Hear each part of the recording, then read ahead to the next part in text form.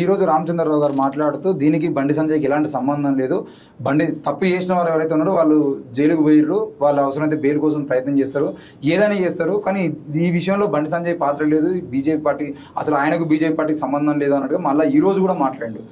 నేను రామచంద్రరావు గారికి ఒకటే విజ్ఞప్తి చేస్తున్నా, ఆయనకు సంబంధం లేదు, ఆయన చేయమని పంపించని నేను కూడా అంటలేను. ఓకే, కొడుకా నువ్వు పోయి ఎడబడతాడా ఆంబోతు లెక్క చిత్తకార్త కుక్క లెక్క నువ్వు పోయి జనం మీద పడరా అని చెప్పని పంపించిన మేము కూడా ఏం చెప్తలేం.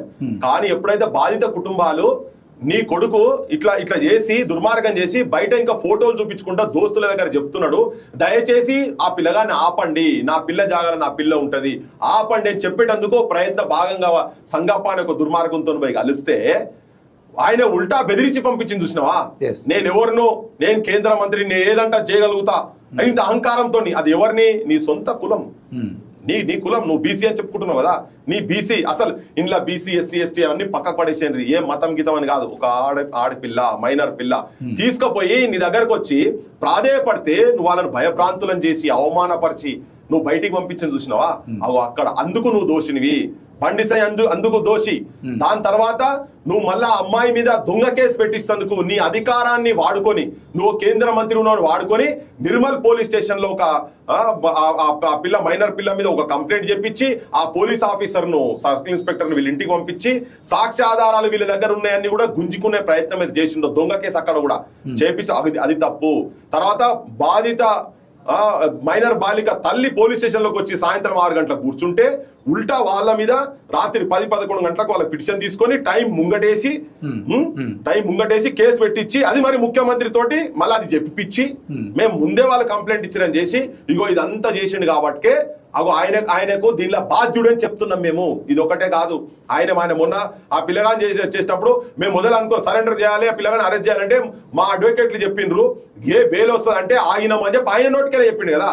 అంటే నువ్వు ఒక నేరస్తుని, ఒక ఆయన మీద కంప్లైంట్ ఉంది, అతన్ని నీ ఇంట్లో పెట్టుకున్నావు, నువ్వు దాచి పెట్టుకో నీ కనుసన్నల, అది నువ్వు కేంద్ర హోం శాఖ సహాయ మంత్రి, ఈ దేశానికి రక్షణ ఉన్నటువంటి ఇంటర్నల్ సెక్యూరిటీకి సంబంధించినటువంటి వ్యక్తి, మంత్రిత్వ శాఖ ఉన్నటువంటి వ్యక్తివి, నీ నోటికెళ్ళి నువ్వే చెప్పినావు కదా. నీ కొడుకు అప్లికేషన్ పిటిషన్ పెట్టిండు, ఎస్ నేను ఇవన్నీ చేసినా అని చెప్పని తిరిగినా చేసినామని చెప్పి నీ కొడుకు పిటిషన్ లో పెట్టిండు, ఇవన్నీ తెలుసు. అయినా బెయిల్ గురించి నేను ప్రయత్నం చేసినా అది కాలేదు కాబట్టే మండే రోజు మళ్ళీ వస్తున్నా కానీ నీకు ఇప్పుడైతే పంపిస్తున్నా అని చెప్పానంటే నీ దగ్గర ఉన్నట్టే కదా.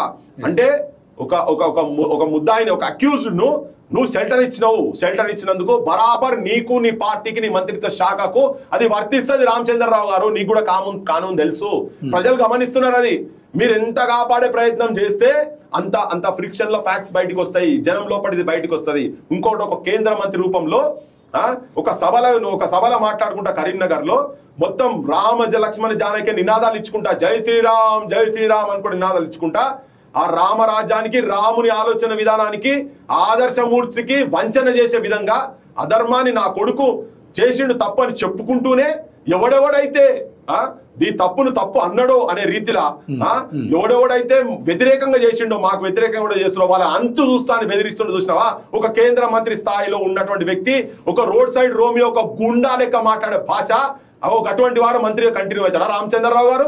ఇదేనా నీ పార్టీ విధానం? అదేనా రామరాజ్యం? అదేనా ఆంజనేయం చూపించింది? లంకను తలగబెట్టినట్టు లంకను ఎట్లయితే తోకకు నిప్పంటించి లంకను ఎట్లా తలగబెట్టిండ్రో నేను కూడా మొత్తం తగలబెడతా ఇటువంటి వాళ్ళని బహిరంగంగా హెచ్చరిస్తున్నాడు, బెదిరిస్తున్నాడు. ఎవరిని సంపాదలుచుకున్నారు? రామచంద్రరావు గారు చెప్తా అడుగుతున్నారు, మిమ్మల్ని అడుగుతున్నాం, ఇప్పుడు మొత్తం సమాజం అడుగుతున్నది, ఎవరిని మా బోటలను చంపిస్తారా మీరుగా? దీనికి సపోర్ట్ బాధిత కుటుంబం మైనర్ బాలిక తరఫు ఉన్నటువంటి వాళ్ళందరినీ మీరు దాడులు చేసి చంపుతారా? ఇక ఎంతమంది చంపుతారో చూద్దాం, ఇది కూడా చూద్దాం. మేము కూడా చునౌతి తీసుకుంటున్నాం. ఇదా ఇటువంటి వాళ్ళని రక్షించుకుంటే అది కుటుంబం అని చెప్పదలుచుకున్నారా? ఇది ఒక్క కుటుంబం కాదు, పేదోళ్ళు ప్రతి ఒక్కరు, ఆడవాళ్ళు ఉన్న ప్రతి ఆడవాళ్ళం కన్నా ప్రతి ఇంటి సమస్య ఇది. మిమ్మల్ని కన్నా మీ తల్లి కూడా నీ అసొంటి మాటలిని సిగ్గుపడుతుంది కావచ్చు, అరే ఏంది బిడ్డ నువ్వు గిట్ల మాట్లాడుతున్నావు అని చెప్పని. ఒక దుర్మార్గుని కాపాడే ప్రయత్నం ఎట్లా చేస్తున్నారు మీరు? సో ఇవన్నీ జనం చూడాలి. అంటే బండి సంజయ్ కూడా దీనిలో ఎట్లా పాత్రదారుడు, ఒక బాధిత కుటుంబం తరఫుకెళ్ళి మైనర్ బాలికను రేప్ చేయబడ్డ మైనర్ బాలిక తల్లిదండ్రులు నీ ఇంటికి వస్తే నువ్వు మాట్లాడినోనివి, మళ్ళా కంప్లైంట్ ఇచ్చిన తర్వాత నువ్వు ఒక కేంద్ర మంత్రిగా ప్రధానమంత్రి పక్కకు నువ్వు కూర్చుంటావు, నీ పక్కకు ముఖ్యమంత్రి కూర్చుంటాడు. ఒక్క గింతనన్న వాళ్ళ లోపట ఎక్కడ కూడా కనీసం ఎక్కడ కూడా గింత కూడా ఒక బాధ కనిపించలే వాళ్ళకు. ఎక్కడ కూడా ఆత్మవిమర్శ చేసుకున్నట్టు కనిపించలేదు. ఆఖరికి విధిలేని పరిస్థితులలో సమాజం మొత్తం తిరగబడుతూ వచ్చింది. వీటికి ఏమో ఆన్సర్ చేస్తావో చెప్పు. ఇప్పుడు ఆమె కంప్లైంట్ లో పెట్టింది, ఇంటికి పోతే బెదిరించిండు, అవమానపరిచిండు అని చెప్పి బహిరంగంగా ఆయన హెచ్చరిక చేసిండు, మీ అంతు చూస్తామని చెప్పని కరీంనగర్ సభలో చెప్పిండు. మరి వీటికి ఏం ఆన్సర్ చేస్తో చెప్పిండు, ఇన్వాల్వ్మెంట్ లేదంటే ఏం ఆన్సర్ చేస్తో చెప్పు. ఆయన దగ్గర దాచిపెట్టిండని ఆయననే చెప్పకని చెప్పి పాడేసిండు. మరొక అక్యూజ్డ్ ను కేంద్ర మంత్రి స్థాయిలో ఉన్నటువంటి వ్యక్తివి